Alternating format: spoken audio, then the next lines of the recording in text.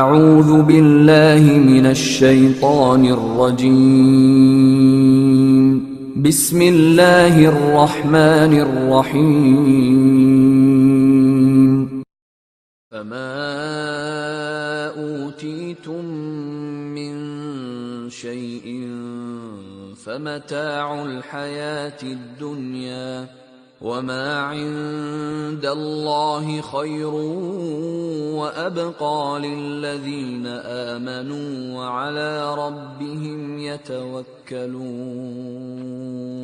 تو جو کچھ تمہیں دیا گیا ہے یہ تو دنیاوی زندگی کا کچھ فائدہ ہے، اور جو کچھ اللہ کے پاس ہے وہ ایمان والوں اور اپنے پروردگار پر بھروسہ رکھنے والوں کے لیے زیادہ بہتر اور زیادہ پائیدار ہے۔ والذین یجتنبون کبائر الاثم والفواحش واذا ما غضبوا هم یغفرون، اور ان لوگوں کے لیے جو بڑے بڑے گناہوں اور بے حیائی کی باتوں سے بچتے ہیں، اور جب ان کو غصہ آ جاتا ہے تو درگزر سے کام لیتے ہیں۔ والذین استجابوا لربهم واقاموا الصلاة وامرهم شورى بینهم ومما رزقناهم ينفقون، اور ان لوگوں کے لیے جنہوں نے اپنے پروردگار کا حکم مانا ہے اور جو نماز قائم کرتے ہیں، جن کا کام آپسی مشورے سے ہوتا ہے، اور ہم نے جو کچھ ان کو دیا ہے وہ اس میں سے خرچ کرتے ہیں۔ والذین اذا اصابهم البغی هم ینتصرون، اور جب ان پر زیادتی ہوتی ہے تبھی وہ برابر کا بدلہ لیتے ہیں۔ وجزاء سیئۃ سیئۃ مثلها فمن عفا واصلح فاجره على الله انه لا يحب الظالمین، اور برائی کا بدلہ ویسی ہی برائی ہے، پھر جو معاف کر دے اور صلح کر لے تو اس کا ثواب اللہ کے ذمے ہے، یقیناً اللہ تعالی ظلم کرنے والوں کو پسند نہیں کرتے۔ وَلَمَنِ انتصر بعد ظلمه فأولئك ما عليهم من سبيل، اور جس پر ظلم ہو اور وہ اس کے بعد برابر کا بدلہ لے لے تو اس پر کوئی الزام نہیں۔ انما السبيل على الذين يظلمون الناس ويبغون في الارض بغير الحق اولئك لهم عذاب الیم، الزام ان لوگوں پر ہے جو لوگوں پر ظلم کرتے ہیں اور زمین میں ناحق فساد مچاتے ہیں، انہی کے لیے دردناک عذاب ہے۔ وَلَمَن صَبَرَ وَغَفَرَ إِنَّ ذَلِكَ لَمِنْ عَزْمِ الْأُمُورِ، البتہ جو شخص صبر کرے اور معاف کر دے تو یقیناً یہ بڑے حوصلے کی بات ہے۔ یہ سورہ شورا کی آیات کا ترجمہ ہم نے پیش کیا۔ شورا ایک لفظ اس سورت میں آیا ہے۔ مسلمان آپس میں اہم کام جس کی صراحت قرآن اور حدیث میں نہیں ہے اس کے بارے میں مشورہ کر کے کام کیا کرتے ہیں، یہ بات بیان ہوئی ہے۔ وہاں شورا کا لفظ آیا تو اس لفظ کی وجہ سے اس سورت کا نام سورہ شورا ہے۔ سورہ شورا کے اندر بنیادی طور پر 5 باتوں کی تعلیم ہے۔ چونکہ یہ مکی سورت ہے اور اہل مکہ مخاطب ہیں تو اس میں اولاً اہل مکہ کو مخاطب کر کے توحید، آخرت، جنت دوزخ، حساب و کتاب، معاد، رسالت، ان پر دلائل قائم کیے گئے۔ اس کے بعد رسالت رسول اللہ صلی اللہ علیہ وسلم کی نبوت پر اللہ تعالیٰ نے اس صورت میں دلیل قائم کیا، جس میں بنیادی طور پر 2 باتیں بہت اہم ہیں۔ ایک بات یہ کہ آپ کو توحید کی دعوت دیتے ہیں، اپنی رسالت کا اعلان فرماتے ہیں اور کہتے ہیں کہ اللہ کی کتاب ہے، اس پر تم سے کوئی اجرت، کوئی معاوضہ، کوئی روپیہ، کوئی مدد اور کوئی چیز طلب نہیں کرتے ہیں۔ یہ آپ کے سچے ہونے کی دلیل ہے، چونکہ اس سے پہلے تم لوگوں نے دینے کا وعدہ کیا تھا کہ بادشاہت دے دیں گے، اچھی جگہ شادی کرا دیں گے، روپیہ پیسہ دے دیں گے، جو چاہو دے دیں، آپ یہ بات کہنا چھوڑ دو۔ لیکن انہوں نے کوئی چیز نہیں مانگی اور قبول نہیں کی، سب کو ٹھکرا دیا اور اپنی بات کہتے رہے۔ انسان اگر جھوٹا ہو تو کچھ فائدے کے لیے جھوٹ بولتا ہے، یہ فائدہ سامنے سے بھی ٹھکرا دیا تو یہ ٹھکرا دینے کا مطلب یہ ہے کہ اللہ کے نبی ہے۔ دوسری بات ہے کہ 40 سال تک اہل مکہ آپ کو دیکھتے رہے، آپ نے کہیں پڑھنا لکھنا نہیں سیکھا، آپ نے کسی کتاب کو نہیں دیکھا۔ 40 سال کے بعد کتاب کی تلاوت آپ کے سامنے کیسے کرنے لگے؟ اچانک یہ تلاوت شروع کر دی، کتاب کی ریڈنگ شروع کر دی، یہ آپ اپنی طرف سے نہیں کر سکتے ہیں بلکہ اللہ کی طرف سے یہ ہے، اس لیے اللہ کے نبی ہے، نبوت پر دلیل قائم کی۔ تیسری بات یہ بیان کی گئی کہ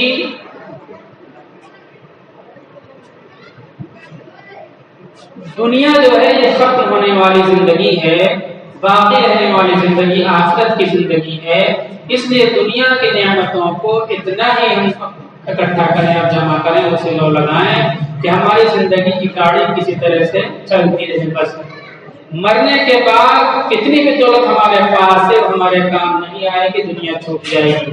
مرنے کے بعد جو زندگی ہے، وہ جو نعمتیں ہم کو ملیں گی وہ ہمیشہ باقی رہنے والی، ان نعمتوں کو حاصل کرنے کے لیے ہم کو محنت کرنی چاہیے۔ چوتھی بات یہ بیان کی گئی کہ مسلمان آپس میں ان اہم معاملات کے تعلق سے جن کے بارے میں قرآن و سنت میں کوئی صراحت نہیں موجود ہے، مشورہ کر کے کوئی کام کیا کریں، اس میں خیر و بھلائی ہے۔ اہم بات پانچویں بات یہ بتائی گئی کہ آپس میں اختلافات ہو جائے یا کسی دشمن سے عداوت اور دشمنی اور زیادتی کسی کی طرف سے ہو جائے تو اس موقع پر تم کو کیا کرنا چاہیے؟ اگر آپ بدلہ لینا چاہتے ہو تو اس کا ضابطہ بتلا دیا کہ جتنی آپ کے ساتھ زیادتی ہوئی ہے اتنا ہی بدلہ لے لو، اس سے زیادہ بدلہ لینے کی کوشش نہ کرو۔ اور اس کے بعد مزید یہ کہہ دیا کہ اگر آپ طاقتور ہو اور زیادتی کرنے والا مغلوب ہو رہا ہے، آپ اس کو معاف کر دو گے تو یہ زیادہ بہتر ہے، زیادہ اچھی بات ہے۔ اور اس کے نتیجے میں اگر آپ نے معاف کر دیا ظلم کرنے والے کو تو وہ خوش ہو گیا، ناراض ہوگا تو الگ بات ہے، سماج میں آپ کی عزت بڑھے گی، یہ الگ بات ہے۔ اللہ کی طرف سے تمہارے لیے ثواب اور اجر طے ہے، مقرر ہے۔ اور اس طرح معاف کر دینا چھوٹی بات نہیں ہے، بلکہ جو صبر کر لے اور معاف کر دے وہ بڑے ہمت کے کاموں کو کرنے والا ہوگا۔ یہ 5 باتیں اس صورت میں بیان کی گئی۔ ہم نے جن آیتوں کا ترجمہ پیش کیا ان آیتوں میں اللہ تعالیٰ نے آخرت کی باقی اور بہتر باقی رہنے والی اور بہتر نعمتوں کا حقدار اس شخص کو قرار دیا جس کے اندر 8 صفتیں موجود ہوں۔ ہم اور آپ ان 8 صفتوں کو سنیں اور ہمارے اندر صفتیں موجود ہیں، کہیں کہیں کوتاہی ہو جاتی ہے تو اس کوتاہی کو دور کریں اور 8 صفتیں کامل طور پر اپنی زندگی میں اتاریں تاکہ جنت کی باقی رہنے والے نعمتوں کے حقدار بنیں۔ اب پہلی آیت جو آئی کہ جو کچھ کسی چیز سے تم کو دیا گیا، کسی بھی چیز سے آپ کو محل دے دیا گیا، روپیہ دے دیا گیا، گاڑی دے دی گئی، موبائل اور دنیا بھر کی نوکری دے دی گئی، انجینئر ہو گیا اور ریلوے کے مالک ہو گئے، ایئرپورٹ کے مالک ہو گئے، کمپنیوں کے مالک ہو گئے، کسی بھی چیز سے جو بھی تم کو دیا گیا ہے وہ کیا ہے؟ دنیا میں برتنے کی بہت ہی کم ہلکی بات ہے، ہلکی چیز ہے، وہ اس کی کوئی حیثیت نہیں ہے۔ دنیا میں مرنے کے بعد یہ سب پڑی رہ جائے گی، تمہارا حق ان پہ ختم ہو جائے گا۔ اس لیے مسلمان کو دنیا کی چیزوں سے بہت زیادہ پیار نہیں کرنی چاہیے، اور جو اللہ کے پاس ہے وہ بہت بہتر ہے اور ہمیشہ باقی رہنے والا ہے۔ لیکن جو اللہ کے پاس بہت بہتر اور باقی رہنے والا ہے وہ کن لوگوں کے لیے ہے؟ آگے وہ بتلا دیں گے، جن لوگوں کے اندر یہ باتیں ہوں گی ان کے لیے ہے، تو ہمیں یہ چیزیں جمع کرنی۔ للذین آمنوا، پہلی چیز ان لوگوں کے لیے ہے جو ایمان والے ہیں۔ مفسرین نے اس کو نہیں شمار کیا، اس کو شمار کریں گے تو 9 صفتیں ہو جائیں گی۔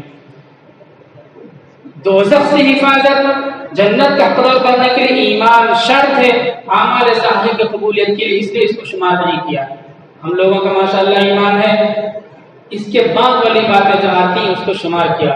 وعلی ربہم یتوکلون، اور اپنے پروردگار پر وہ بھروسہ رکھتے ہیں، ہر کام میں بھروسہ رکھتے ہیں، توکل اختیار کرتے ہیں۔ توکل کا مطلب یہ ہے کہ آپ اسباب کا اختیار کریں، اسباب اختیار کرنے کے بعد اللہ پر بھروسہ کریں کہ اب اللہ کی مرضی ہوگی تو ہماری کھیتی میں پیداوار ہوگی، اللہ کی مرضی ہوگی تو ہمارے دکان میں آمدنی ہوگی، ہم نے علاج کیا ڈاکٹر سے دوا لی، اللہ کی مرضی ہوگی تو شفا ملے گی۔ اس کو توکل کہتے ہیں۔ توکل کے سلسلے میں غفلت اور کوتاہی ہوتی ہے اور کچھ کا کچھ مطلب لوگ سمجھ لیتے ہیں۔ ایک ہوتا ہے توکل، ایک ہوتا ہے اتکال، ایک ہوتا ہے تزندق۔ انسان اسباب اختیار کرے پھر اللہ پہ بھروسہ کرے، اس کو توکل کہتے ہیں۔ ایک ہوتا ہے انسان اسباب اختیار ہی نہ کرے اور اللہ پہ بھروسہ کرے، اس کو اتکال کہتے ہیں۔ یہ گمراہی اور بددینی ہے، ایمان سے محرومی کا ذریعہ ہے۔ بغیر اسباب اختیار کرے اللہ پہ بھروسہ کرے۔ تیسری چیز تزندق ہے، انسان اسباب اختیار کرے، دکان کھول لیا، دوا لے لی، علاج کرا لیا اور پھر سوچے کہ ہم تو دوا سے ٹھیک ہو جائیں گے اور اللہ سے مانگنے کی ضرورت نہیں ہے، ہم نے دکان کھول لی، ہماری موتی چلتی رہی، اللہ سے مانگنے کی ضرورت نہیں ہے، ہماری سرکاری نوکری لگی، گڈی گڈی روپیہ آئے گا، اللہ سے مانگنے کی ضرورت نہیں ہے۔ اس کو تزندق، اسباب پر مکمل بھروسہ کر لیا جائے، اللہ سے رشتہ کٹ جائے، اس کو تزندق کہتے ہیں۔ تو اتکال نہ ہو، تزندق نہ ہو، بلکہ توکل ہو، اسباب اختیار کر کے اللہ پر بھروسہ کیا جائے۔ یہ لوگ اللہ پر بھروسہ کرتے ہیں، توکل کرتے ہیں۔ پہلی صفت والذین یجتنبون کبائر الاثم، اور وہ لوگ جو بڑے بڑے گناہوں سے بچتے رہتے ہیں۔ بڑے گناہ میں بہت سارے گناہ آ گئے، جن میں شراب نوشی ہے، جوا ہے، سود خوری ہے اور زنا ہے، یہ سب گناہ بڑے گناہوں میں آ گئے۔ لیکن ان بڑے گناہوں میں ایک گناہ اللہ نے الگ بیان کیا، والفواحش، بڑے بڑے گناہوں سے بچتے ہیں اور بے حیائی کی باتوں سے بچتے ہیں۔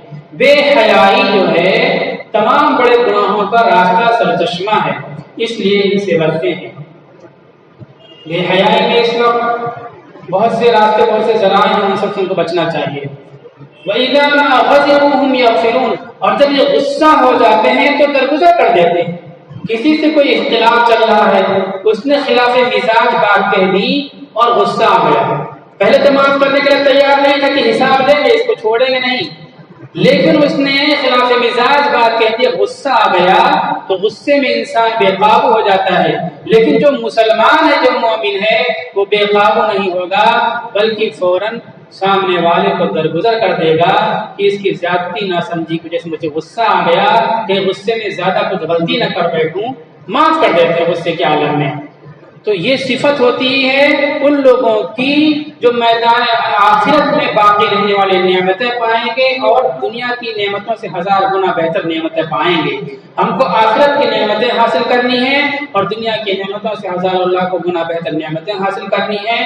تو جب ایسا معاملہ ہو جائے، ہم کو کسی بات پر غصہ آ جائے تو فوراً ہم درگزر کر دیں اور معاف کر لیں، وہ بہت ہی اچھا چانس اور موقع ہوتا ہے، آپدہ کو اوسر میں بدلنے کا موقع ہوتا ہے کہ اس موقع کو ہم استعمال کر کے آخرت میں اپنے لیے بڑا سرمایہ جمع کر سکتے ہیں۔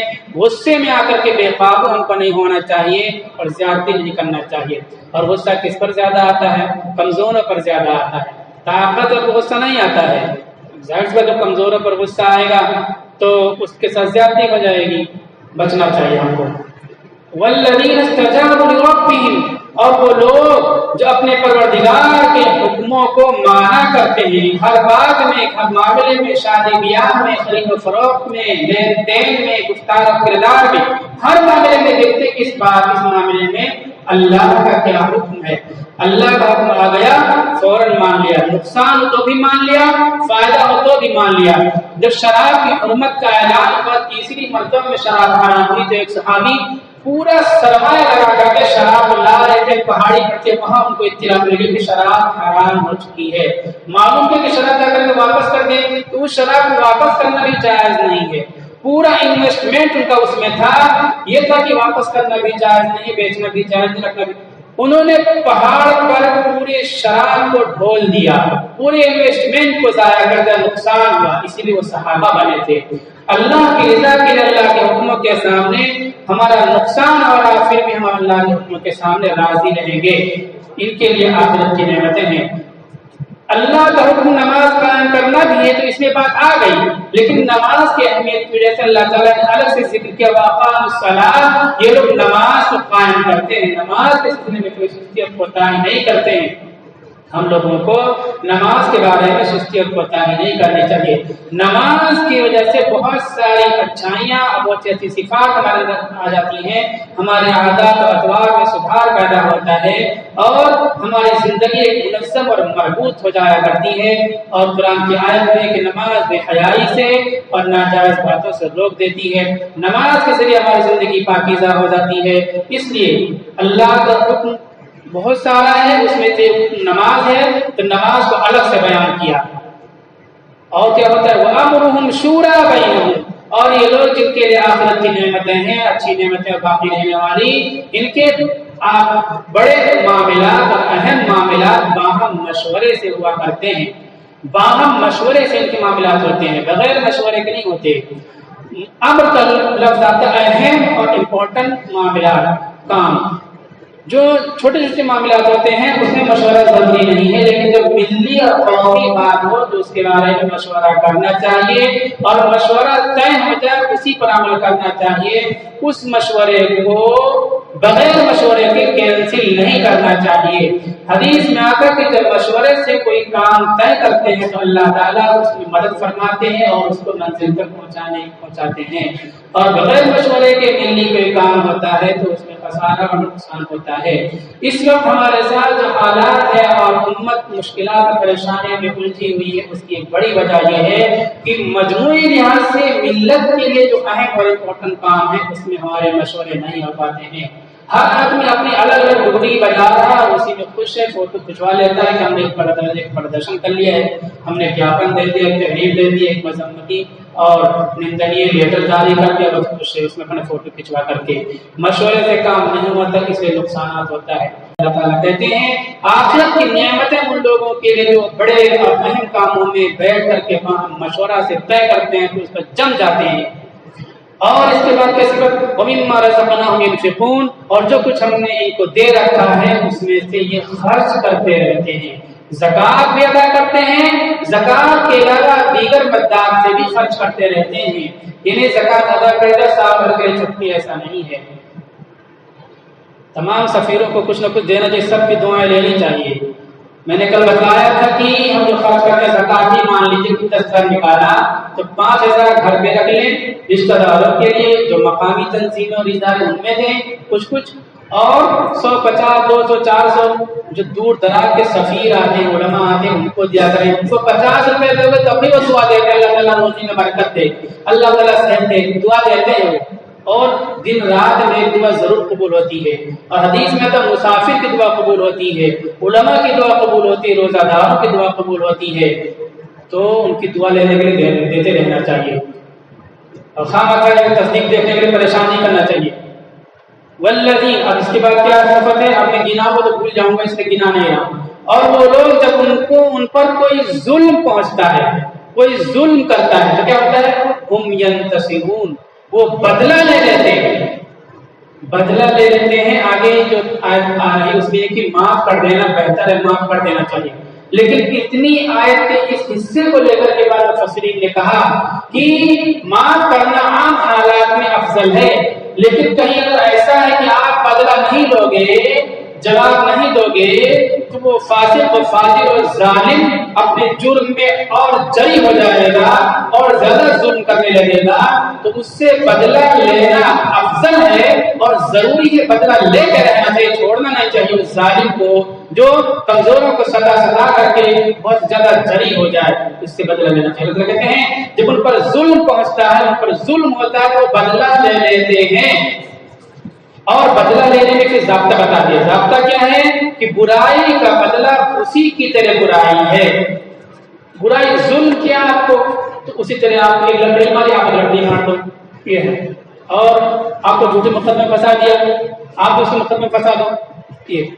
اگر اس نے ایسی برائی کی کہ آپ بدلہ لو گے اس برائی سے، وہ چیز ناجائز ہے تو اس سے بدلہ لینا جائز نہیں۔ اس نے آپ کو شراب پلا دی، شراب حرام ہے، اب بدلہ لینے کے لیے اس کو شراب نہیں پلا سکتے۔ اسی طرح اس نے آپ کو گالی دی، آپ کو گالی دی تو اس طرح کی گالی آپ دے سکتے ہو۔ مثلا آپ کو بیوقوف کہہ دیا، گدھا کہہ دیا، پاگل کہہ دیا آپ کو، تو آپ بیوقوف گدھا پاگل کہہ سکتے ہو۔ لیکن اس نے آپ کی ماں بہن کو گالی دی، آپ کے خاندان کنبے کو گالی دی، تو اس میں آپ اس کی ماں بہن اور کنبے قبیلے کو گالی نہیں دے سکتے ہو، جائز نہیں، کیونکہ گالی وہ دے رہا ہے۔ ٹھیک ہے آپ کی ماں بہن کو گالی دے رہے ہیں، لیکن آپ اس کے ساتھ اس کی ماں کو گالی دے رہے ہیں، اس کی ماں کا کیا قصور، اس کی بہن کا کیا قصور، تو اس طرح بدلہ لینا جائز نہیں ہے۔ اور کوئی معاف کر دے اور صلح کر لے، بدلہ نہ لے، معاف کر دے صلح کر لے، تو کیا ہوگا، بڑا ہو جائے گا، یہ عزت مل جائے گی اس کو، جھگڑا ختم ہو جائے گا، پہلا فائدہ ہوگا۔